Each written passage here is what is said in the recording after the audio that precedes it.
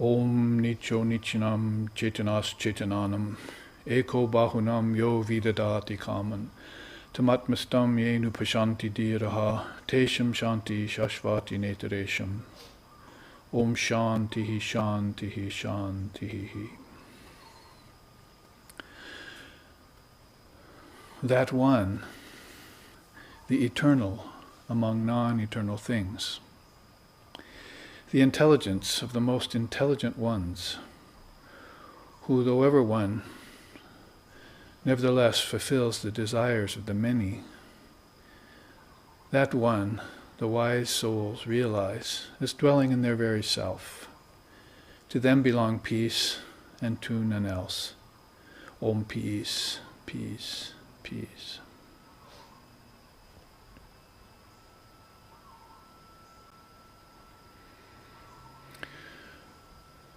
Om Sahana, Om Sahana Vavatu, Sahanau Bhunaktu, Sahaviryam Karvavahai, Tejasvi Navaditamastu Ma Vidvishvavahai. Om Shanti, Shanti, Shanti. May Brahman protect us, may Brahman sustain us, may Brahman illumine our thinking process. May we not find fault with each other, with the world, or with the teachings. And may what we study be a source of inspiration to us eternally. Om peace, peace, peace. May peace be unto us, may peace be unto all. Om Hari Om.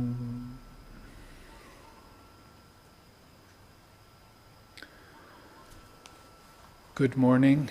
We are coming to you live here from Hawaii at about 7 in the morning after our 1 hour of meditation. And we are here in the SRV Association's ashram. And we have warmed up the vibrations not only with meditation but with the spoken word, having opened with our peace chant and a chant out of the Katha Upanishad. And now we will enter into what is formally and traditionally called Satsanga, or discussing the nature of the self, or inquiring into the nature of truth. And we do that as a divine preoccupation amongst the devotees of the Lord and Mother of the Universe, and also in the spirit of non-duality or Advaita. There's no reason why God with form and God without form can't coexist, since they obviously do at all times. It's just that reality beyond form is most subtle. Anaranian is the word in Sanskrit. Most subtle, or subtlemost of all. And most auspicious, the auspicious of the auspicious. Sarva Mangala Mangalye, as we say in our chants. And so in that atmosphere, we always acknowledge the supreme underlying substratum, or the divine reality, which we will talk about also this afternoon at our class at 2:30, which will also be live streamed. We're speaking on the subject of Asparsha Yoga, or non-touch yoga, basically coming from Gaudapada's Karika on the Mandukya Upanishad. So very profound subjects we take up here at SRV Ashram. One place where you can come here in Hawaii, also in San Francisco, and in Portland, Oregon, our 3 chapters, our 3 ashrams, where we discuss deeply the wisdom of the East, of India, and other traditions and religions too that play into it for us in a universal sense. So with that as a sort of preamble and introduction, we can enter into formal satsang in a rather informal way. We don't want to be to make it too sterile. We want to discuss this spirit of truth with a warm and welcoming heart and an open mind that leaves room for all sacred traditions, and leaves room for questions from different quarters too, people who are watching, who can write in and type in questions to us, and also people who are here present this morning, who are ashram inmates, as we call them, who are doing the austerity of truth and abiding in dharmic life, trying to live a spiritual life in the midst of the world. Now, some of the questions that have come in today, I see one from Portland, Oregon, and one here locally, and an anonymous one. We might as well take these in order. This devotee writes in with this question: can you please clarify the experiential process of utilizing the tanmatras to go beyond the physical realm, prakriti, and the gunas? All right, so before you turn off your computers, because you've already encountered 3 or 4 difficult Sanskrit words, hang on, because we will describe those to you, define them for you.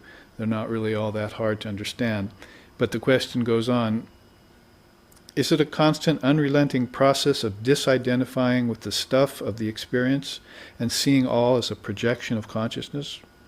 For instance, is the experience of sound vibration dissolving into the idea of audibility just one step in a non-ending process of separating ourselves out from nature? Well, you can already see speaking of nature, you can already see the deep thinking of the Vedantic process that goes on in some of these philosophical and cosmological processes, things that the mind has to come to grips with in order to know itself and also to know the universe which it's in. Sri Krishna describes that kshetra and kshetragya, that is, the knower of the field and its knower. And that's a chapter in the Bhagavad Gita, one of the yogas really that is named in the Bhagavad Gita, that the soul must become aware of itself in its own surrounding and then analyze that, which is what we're doing here in satsang, but we're putting the emphasis more on the soul rather than on nature. In daily life, we're out in nature all the time, and we pretty much forget ourselves with all the display of the 5 elements in different permutations everywhere: trees and water and sky and wind and earth and flowers. All those things of prakriti, which is one of the words that was used here. Prakriti is nature. In our tradition, though, we have to make sure we repeat many times that nature is with form and nature is also formless. That is, there's a manifest side of nature which we see all around us with our senses, experience with our senses, and then there's an unmanifested part of nature out of which form comes. And when the question here is talking about the tanmatras, that's the first difficult word that comes up in Sanskrit. Those are the subtle elements which evolve the gross elements of earth, air, fire, water, and ether. We have to be a little bit careful with our wording. In fact, this whole question really sort of begs with Advaita clarification, because it's all talking about processes, and the practitioner can get so much into processes that it forgets the goal, or forgets the end of the whole thing. This question reminds me rather of somebody who cuts down a forest and builds a fire with some of the wood, builds a house, brings gas in through pipes to have fire in the kitchen, and from a nearby river cuts a channel for water to come into the house, and basically gets all involved in the process of the 5 elements. But in the end, what does he do? He goes and sits in the house. He himself has built the house for himself, and now he just sits there in comfort with everything under control in a nice orderly form. So that's my overall answer to this question is, don't forget that you're the one that is going through this process. You don't want to get drawn out too much by the cosmology. In fact, one of the second questions here has to do with that, learning cosmology. So we have to always keep the highest goal as Buddha said, paragatam, in mind. Our third eye fixed upon that, rather than our two eyes fixed upon all the externals and the processes and the methods and the evolution and the production of things. Those are all words that are rather suspicious to the Advaitist, because there's nothing changing. There's nothing that's not Brahman. This question also reminds me of the way Swami Vivekananda would often treat questions like this. Many people would come and say, well, they would hear those great statements of the Mahavakyas of Vedanta, the Upanishads and so forth, and they'd say, well, all this is God then, I don't have to worry, all this is God. And Swami Vivekananda would take a rather raised eyebrow view of such a statement. In fact, one of the Hale sisters once wrote him a letter, and he wrote back saying something to the effect of, you wrong my doctrines, you mar my doctrines, wronging, balking. I never taught such queer thought that all is God. Unseeming talking. But this I say, remember, pray, that God is real, all else is nothing. The real me is none but He, and never, never matter changing. So, and rather than saying all is Brahman, he would come forth and say, God is real, all else is nothing. It's a much more clarifying way of approaching it, because when people say all this is God, how can matter be God? And it's insentient. The real me is none but He, and never, never matter changing. So Swamiji would always come back and with those correcting processes to our mind, so that people would not jump to the conclusion of non-duality, jump from the lowest step to the highest step, Sri Ramakrishna Paramahamsa used to say, and then never know what the middle steps consist of. So the cosmology is important, the philosophy is important. The most important thing is the real me, is none but He, never, never matter changing. So when you're involved in processes, you're involved in prakriti, nature. You're involved in unmanifested prakriti too. You just don't see it. It's where you go after death. Forms disappear back into the formless nature, and then they come out of formless nature and take form again. But they can't do that by themselves, because prakriti, according to Samkhya Yoga, is insentient. It can't move by itself. It has to have an animating power. Prana is that on the level of energy, and mind is that on the level of thought. There's animating power in all of this. Nature can't do things by itself. So in and out of this manifesting and unmanifesting process, the real me, which is none but He, sits on and watches those processes go back and forth from form to formlessness. A person who gets very adept at that is a seer, and knows that he's birthless and deathless. He sees everything coming into form, sees everything disappearing out of form, but when he measures the end result of it, nothing changed. And besides, he also notices that these cycles are going on continually, that when form dissolves back into formlessness, nothing's lost, and it just comes back again, doesn't it? It's like Krishna is saying in the Gita, 2 things you need to know, Arjuna. If you can know the soul as being unchanging, that's best of all. But if you can't yet know that, you can't come to the understanding that everything is pure and perfect and unchanging at all times, no matter what the appearances say to you, then you should know that everything that dies is born again, and everything that's born goes to death again. So there's these constant cycles going on and on constantly. So there's the Advaitic view on one hand, the self is pure and perfect and unchanging. And on the other hand, there's the apparent coming and going of cycles, which you'll only be able to know if you stand back as witness. If you're involved in the process, then you won't know that. So with those 2 qualifying elucidations or clarifications, then taking this question literally is that when the tanmatras go beyond, when you use the tanmatras to go beyond the physical realm, the idea is that you become aware of the tanmatras, that the gross elements, which are earth, air, fire, water, and ether, come out of the subtle elements. And it's their natural evolutionary process. And when they reverse the process, or when you reverse the process, they go back into the tanmatras, and that's how the gross elements disappear into subtle elements, just like these objects here disappear into the dream tonight. When you go into dream, these very objects become dream objects to you. Now the Advaitas say that there's no difference between the two states, waking and dreaming.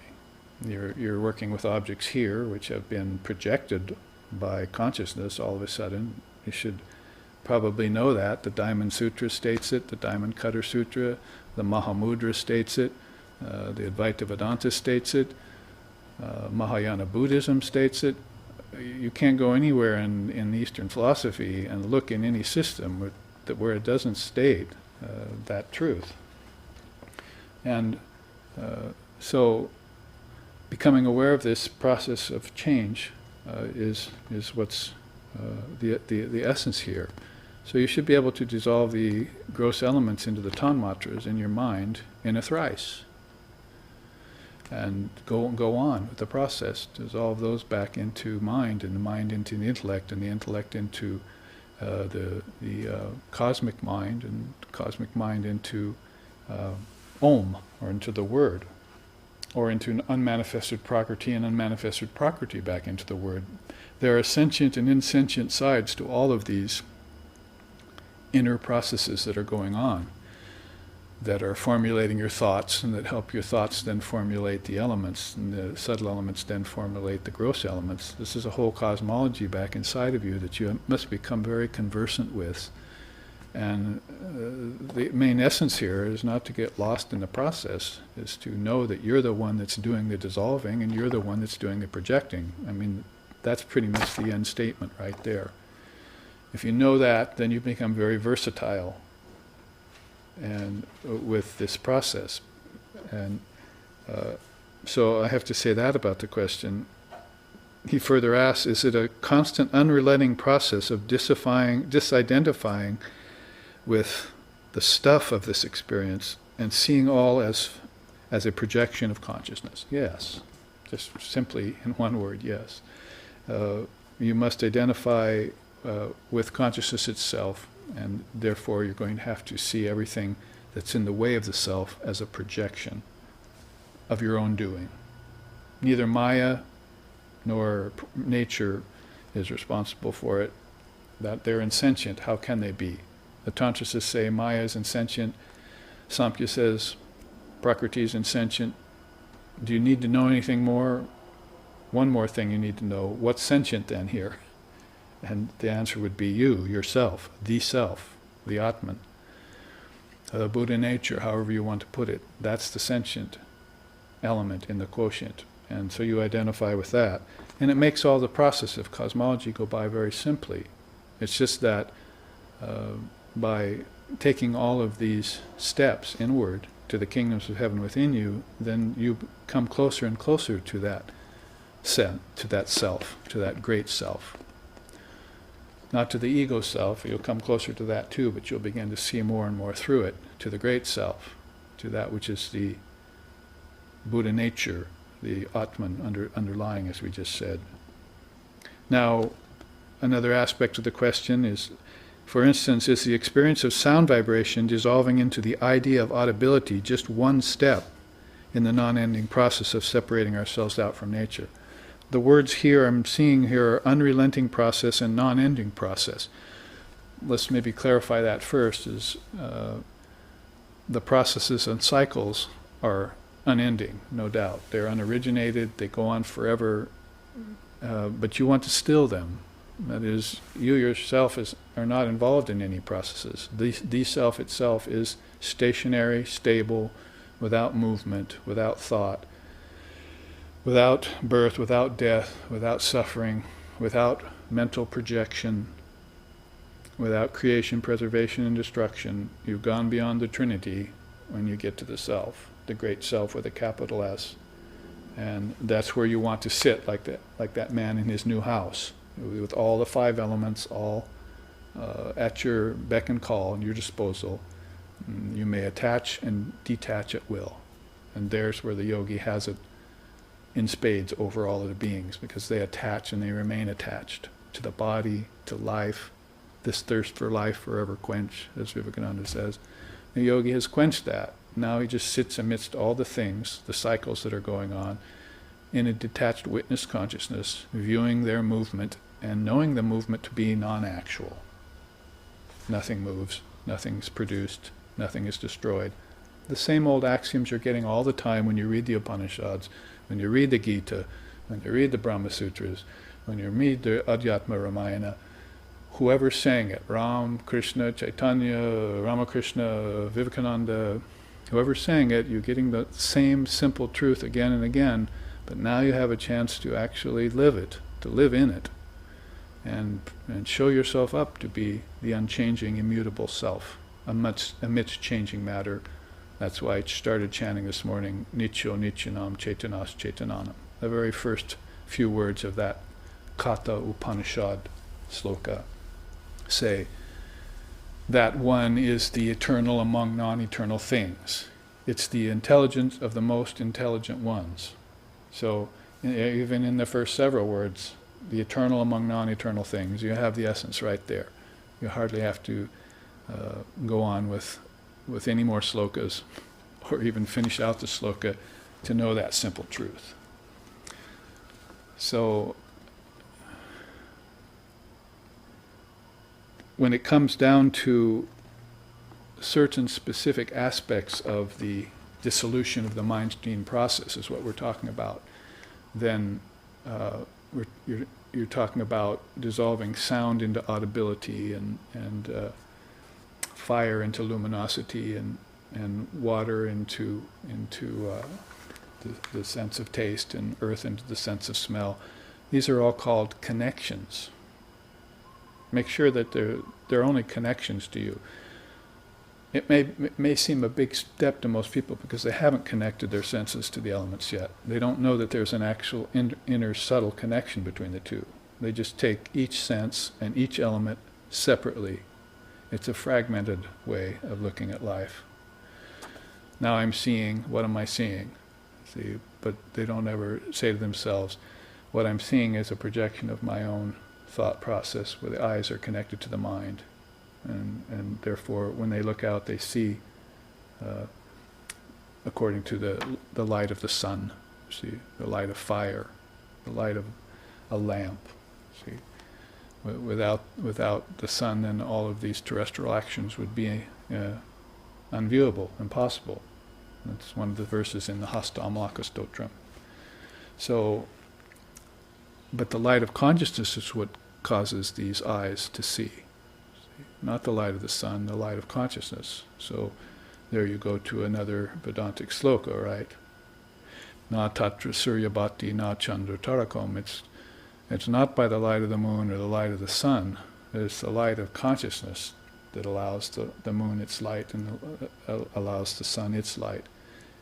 That allows the billion suns in the night nocturnal sky to shine. It's the light of consciousness that gives them their light.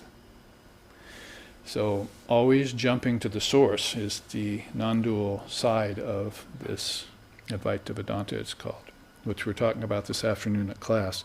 So if you use words like unrelenting process and words like non-ending process, then it sounds like you might be identifying too much with the process. That's sort of what I'm getting from this question, whether or not the questioner really intended that. So my answer is really focusing more on do the process, but always know the one who's engaging in the process. Keep the emphasis there. And then you'll be free of identifying too much with these processes. You can just dissolve ether into this sense of hearing, you see, easily. Didn't my words start? Didn't they end? That's it, right there. They had a vibration, the vibration came to an end.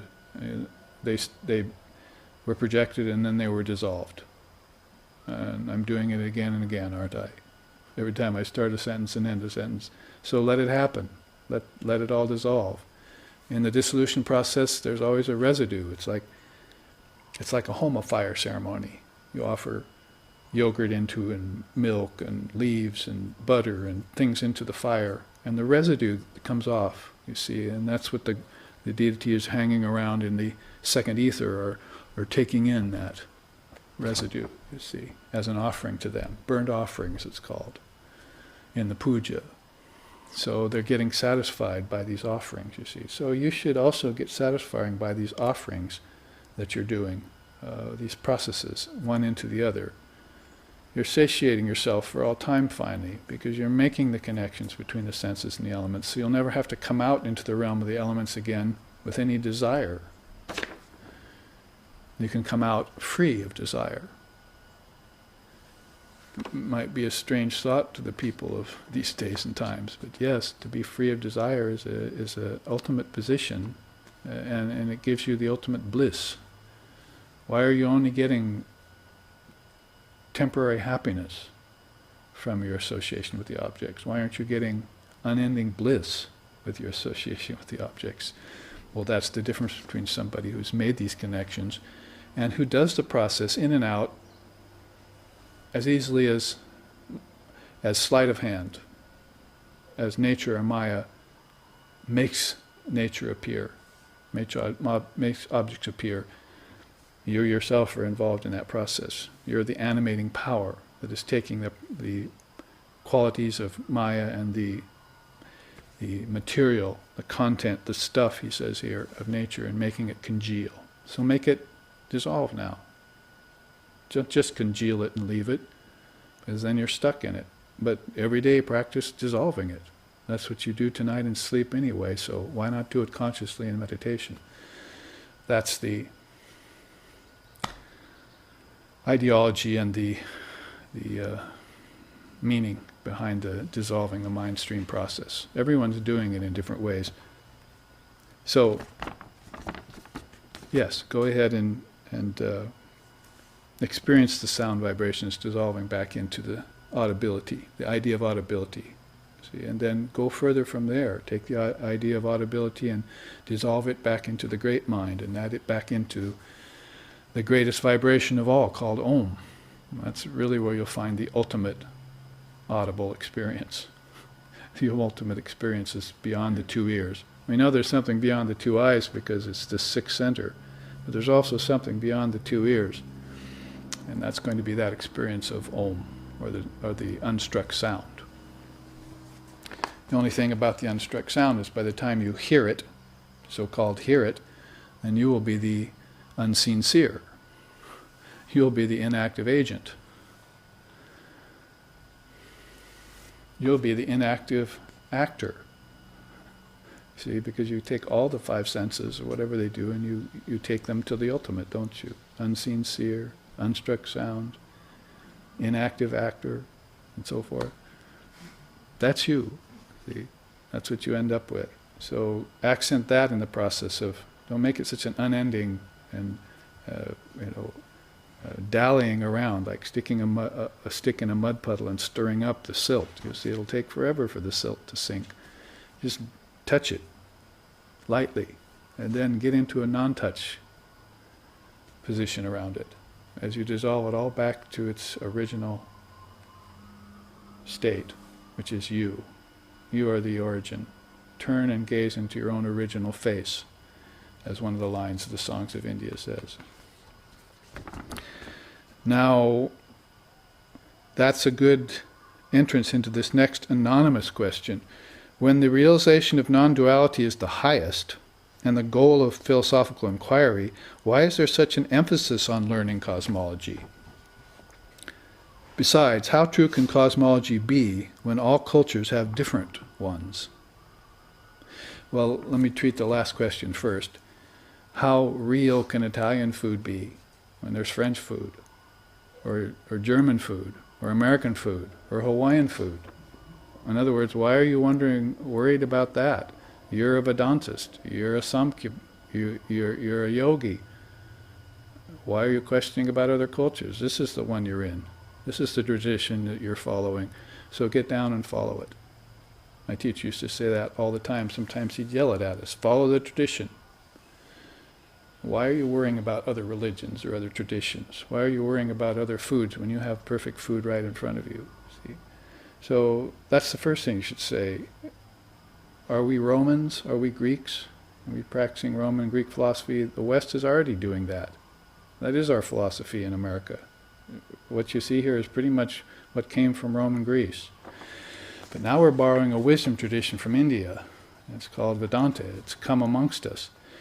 And the beautiful thing about Vedanta is that it's the most ancient and the most long-standing. We can take it back to thousands and thousands of years before, what to speak of Rome and Greece, before Christ. So what we're standing on here is a solid foundation of Samkhya, its 24 cosmic principles. And who has classified them like that? Where have you ever gone anywhere, in any philosophy, in any country that's ever had a soul like Lord Copula that's come forward and said, oh, here's what your universe is made of, inner and outer, with all the mainstays and all the steps and all the evolutes and all the vikritis and all the prakritis and the purusha besides. Who's ever said that to you? Only in Mother India, which is called the mother of all religions, do you find a cosmology like that. And one that you can follow 10, 12,000 years later, without any doubt, without any faltering, without any wavering, without any balking. You mar my doctrines, wronging, balking. See, I never taught such queer thought that always got unseeming talking. Well, this unseeming talking is that this cosmology is not real. It's a process. It's an evolution. It's a projection. The whole purpose of it is to see it as being a movement inside of a great soul that doesn't move. The great self is completely actionless, completely motiveless, completely desireless. It doesn't even desire to play, to sport. It's stationary and happy in its own non-dual essence. And if it ever looks out at all on what's going on outside in the realm of nature and Maya, it looks out there only as a detached witness. Sakshi Bhutam, the witness of all phenomena. Because if I begin to identify with the phenomena, then I'm in trouble. I'm in lifetimes of trouble. I'm dragged from birth to death and death to birth. So, taking the Advaitic platform, foundation first, then you enter into a cosmology to find out the nature of the true self. That's what satsang is, right? We're in the inquiry into the nature of the true self. But how can we know what the true self is until we know what it's not? So we take the 5 elements. Is the true self that? No. Why? Because they change. Because they're objectified. See? When I'm the eternal subject, those are objects. See? My teacher, the scriptures, have told me that I'm the eternal subject. I'm not an object. I cannot be objectified. Reality cannot be objectified. Brahman cannot be objectified. And Brahman is Allah, and Allah is the Almighty Father, and that's Buddha nature. None of that can be turned into an object. Nature can't form it. In fact, it's the other way around. Nature has decided to congeal around it.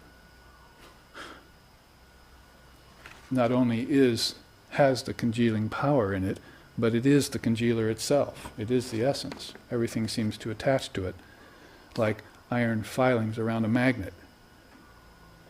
Well, some of these iron filings are air, earth, fire, water, and ether, touching, tasting, seeing, smelling, and walking and locomotion and procreation, all the different things that go on. They've listed them all as cosmic principles. And that's what you are learning, a cosmology. You learn it why? So you know what you're not. Why? So you can know who you are. It's that simple. It's a 3-step process. Everything good comes in 3s. So when you take up the 5 elements for meditation, alambanas, yoga calls it, or you take up the 5 senses for meditation. Why do I see? What is it that I hear? Like from my teacher right now, see.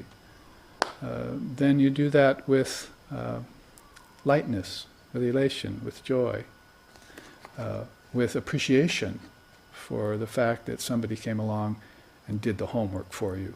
So now all you have to do is follow. Be a good follower. And take up one of these great philosophies, one of these great cosmologies, and follow it to the hilt. And then you'll know. You'll find out in the interim, who am I? You'll find out the answer to that question, the classic question. So the question has been put: when realization of non-duality is the highest and the goal of philosophical inquiry, why is there such an emphasis on learning cosmology? So, and then there are so many cosmologies. How can one? How true can cosmology be when all other cultures also have their cosmology? So I've answered those two questions. Again, that final one being select one and follow it. You might as well follow one that's ancient, that is timeless, and that has everything well documented, like the 24 cosmic principles of Lord Kapila, called Sankhya, which was borrowed by every other philosophical system in India, borrowed from Samkhya, one of the earliest, and other religions have borrowed from it too. Everywhere, even up to the New Age philosophy of America. So what is real and what is good in that, which there's not very much, that's very abiding and very true, has been borrowed from Samkhya and Vedanta, and from those great statements. Those great statements were realized by practicing a cosmology, by coming to know who you are, by finding out what you're not. Iti iti cannot be gained without neti neti. Iti iti means all this, all this. God is real, all else is nothing. How did I find that out? By practicing neti neti, not this, not this. I am not the 5 elements, I'm not the 5 senses, I'm not the 5 tanmatras, so I should dissolve them, shouldn't I? If I'm not those things, why shouldn't I dissolve them? Or should I hang out them and pretend that I'm those things? Or my pretension pretty soon becomes fact. It's like, now I think I am a material being living in a material world. See? So I've got it all backwards. And I never know the bliss of the self. I never know the formless nature of reality. I never know the great siddhantas, the great conclusions of Vedanta and Yoga and Samkhya and Tantra and Buddhism, other great systems of philosophy. I never know those things because I got so hung up out there in the process somewhere. So let's continue the process inward and find the validation for it. We are that validation. All of this has come from us. And every great scripture has described that in one way or another, at least in India. And many of them in other traditions and other countries have also touched on that subject. Now a final question here for our satsang. Some years ago, in reading a classic text on the Western Hermetic tradition, I was introduced to the idea that for universal vibration to occur, there must also be a universal static or stable base against which it moves. Shortly thereafter, I heard you give what seemed like precisely the same teaching. Please speak on vibration, and how does this relate to pratyabhigya, or self-recognition? So you can see by the nature of the questions here that those of us who are occupying the climes and realms of Vedanta, particularly Advaita, come up with some very deep questions, and you can see where their minds are thinking. It's a very telling, very wonderful fact that people get out of the superficial level of the mind and the mundane human convention that's always preoccupying the mind, and the silly surface talk that always goes on, and begin to put their minds deep towards the element of truth, and using the higher wisdom to do so, because lower wisdom will end you up in the world, but higher wisdom will end you up in the kingdoms of heaven within you. So pointing this out because I'm very happy to be fielding such deep philosophical questions. These aren't just words. These are come from the deep thinking process of souls that have probably spent many lifetimes thinking about such things and seeking for answers for them. So here we're back to the subject of vibration, which is rather underlying in all of these 3 questions, and also bringing up that teaching of pratyabhigya, or self-recognition. Now, the first paragraph of the sentence, or the first sentence of this question, has to do with the universal static or stable base that's underlying everything. And there we go back to Samkhya again, and we find out these 6 truths of Purusha. One of them, that is the 6 truths of the soul, that are called the proofs of the soul. So these philosophical systems, Samkhya connected to Vedanta and Tantra, have looked into the soul and come up with this sort of condensation of certain facts about the soul. Soul with a capital S here, we're talking about the Supreme Soul, not the transmigrating soul, that's the mind. We make a distinction between that. In fact, we make a distinction between the Supreme Soul, which is birthless and deathless and beyond vibration, and then the ahamkara, or the individual soul, the individualized soul, or the ego, and then the mind and the brain. There's also a distinction between those two things in Vedanta. So, having been informed about those divisions, you could call them divisions of consciousness, although, of course, the divisions are going to disappear when you realize consciousness in the ultimate sense. Then we look at this underlying foundation, the subtle substratum of everything. That's one of the 6 proofs of the Purusha, is that the dancer needs a stage, as they say. And all of this needs a stage in which to move upon, which to dance upon, in which to enact its life play. See? So that subtle foundation, well, you could say for plants and everything is the earth, but for thoughts it's the mind, that subtle foundation, and then for the mind and other things like that, the most subtle substratum would be that soul, or Purusha. That's a word used in Samkhya times. Purusha was soul, Prakriti was nature, and the two were 2 different realities. So that word Purusha, define it roughly as the dweller in the city of 9 gates. Purusha would be the indweller in the city of 9 gates, which would be these senses, these apertures, out of which energy comes and into which everything also is taken, like as food. So Purusha is that dweller in the city of 9 gates. Or you could say the dweller in the city of 5 elements and objects and so forth.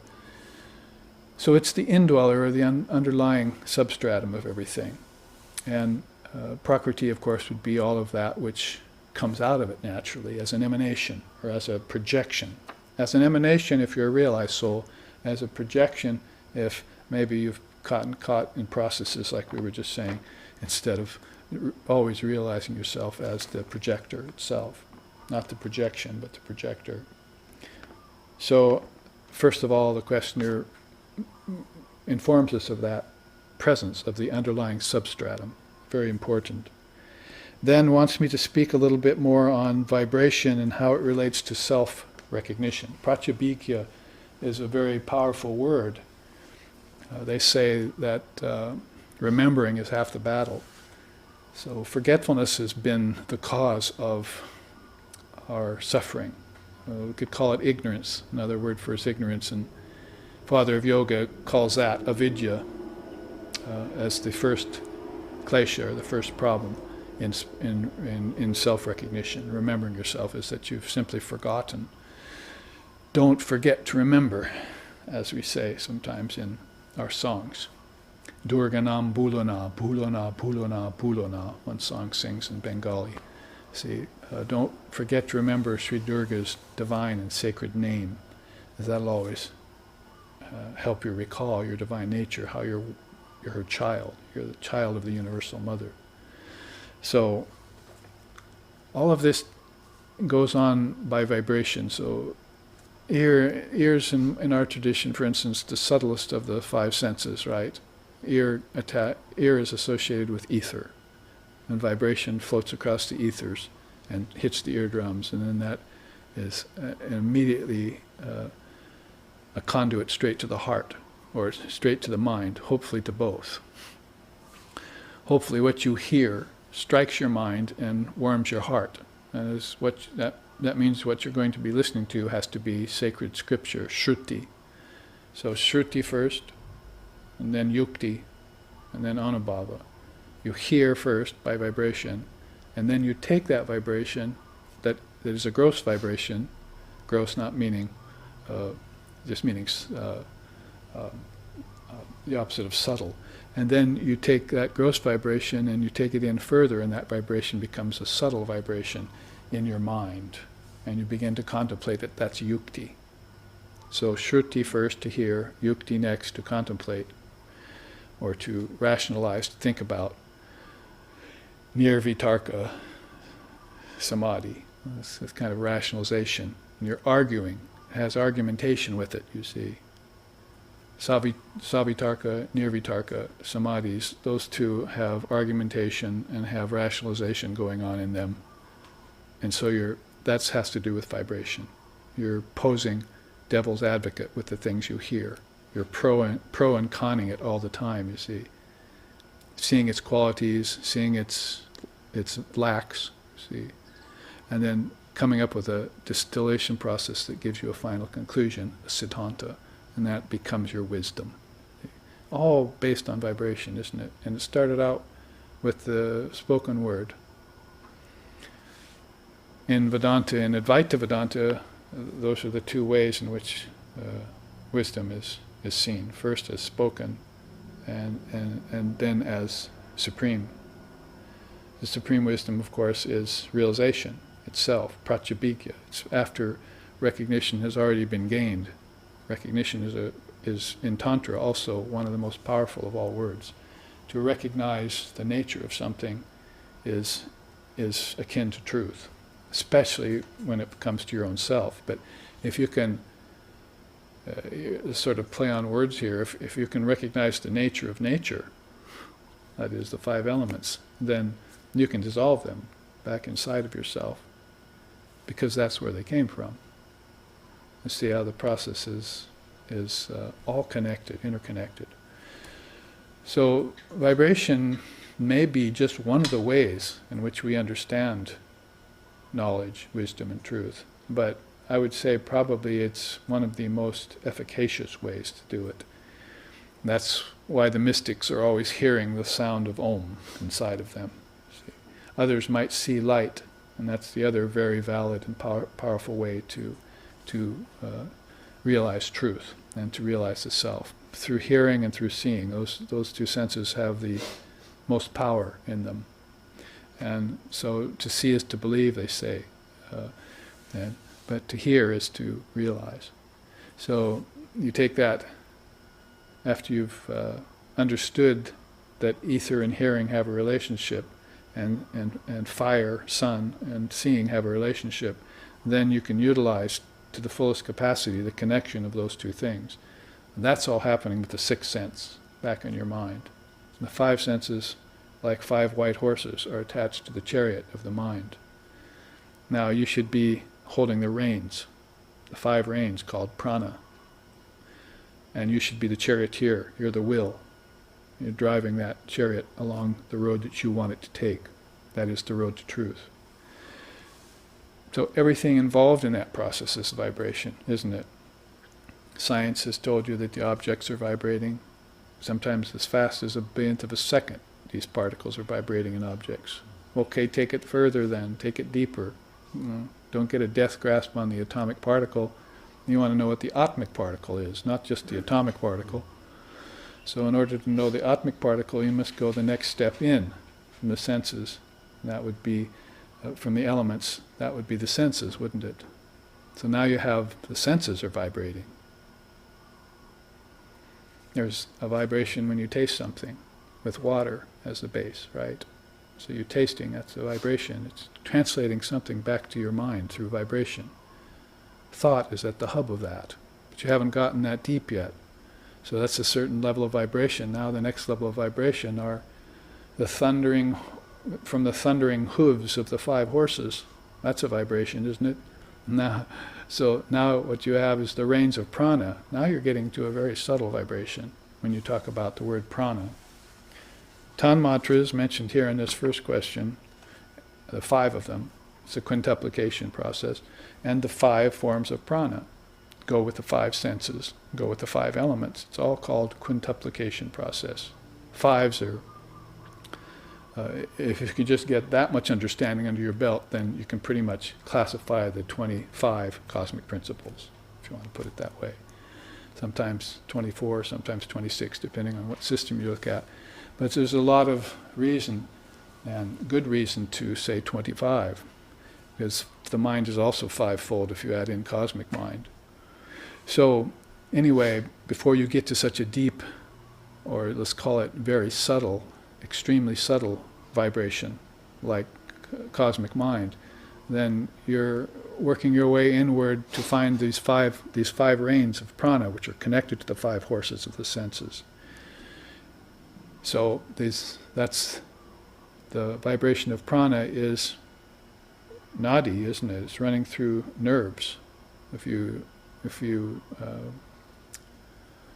study Patanjali's yoga, then you find out about the nadis, the nerves that are running through, not just the gross nerves running through the body, and not just the rivers and currents of wind that are running across earth, because those are channels, nerves too. Tides, wind currents, rivers running through valleys, those are all nerves, you see, of a virat form, of a gross body. But now you're in the realm of the subtle bodies. There are nerves there too, and they're running by the hundreds and thousands through the internal landscape. 3 main ones are there: the Sushumna, the Ida, and the Pingala. Right? Those are the Kundalini system's way of describing. That's all based in vibration. Vibration is at the very hub of all of it. You are vibrating. Everything is vibrating. Vibration might as well be life. But when you come to the understanding of and the recognition of pratyabhigya, of prana, then you're a yogi. You have the means to be a yogi or a yogini. Now you know the secret of life. Life force is all based on prana. Man does not live by bread alone. He lives by this prana. And that prana lives by something else. So you see how it goes. We could take this into a class because the subject is so profound. But all 3 of these questions, anyway, have been pretty much mentioning and skirting that subject of vibration, vritti, forms. Then, so if you took the prana deeper, you would go to thought forms, wouldn't you? Vrittis. There are vibrations in my mind. And they're subtler yet, thought forms. The stuff, as this one questioner said, the stuff of vibration, the stuff of identification, the stuff of the power that helps you dissolve everything in a good meditation or in a good deep sleep. Is it outward going power and inward going power? See, it seems like 2 different things, but they're really one, aren't they? And they're based in, your ability to use them is based in your recognition of them. So that brings in the word pratyabhigya. And the very same principle will also apply deeper when you can identify the mind with the cosmic mind and recognize their oneness. And even deeper when you can merge the Trinity into Om. See?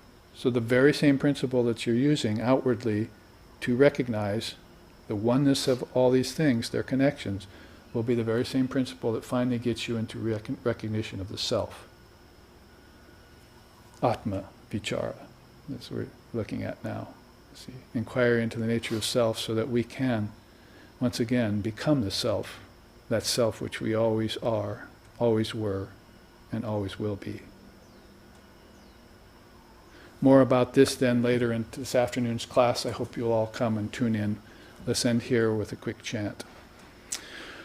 Om Tachnayo, Om Tachnayo Ravrini Mahe Gatong Yakyaya Gatong Yenu Pataye Daivi Swastirastu Naha Swastir Manusebhyaha Urdvam Jagatu Bhesajam Sangno Astu Dvipade Sang Chatushpate Om Shanti Shanti Shanti. May we make an offering into the Great Self. May we dissolve all into the Great Self. May we always delight in this offering. May we always revere the Lord and Mother of all sacrifices. May divine blessings be upon us. May peace be unto the entire human race. May healing, well-being, and prosperity also then abide among us. Om peace, peace, peace. May peace be unto us. May peace be unto all. Om Hari Om.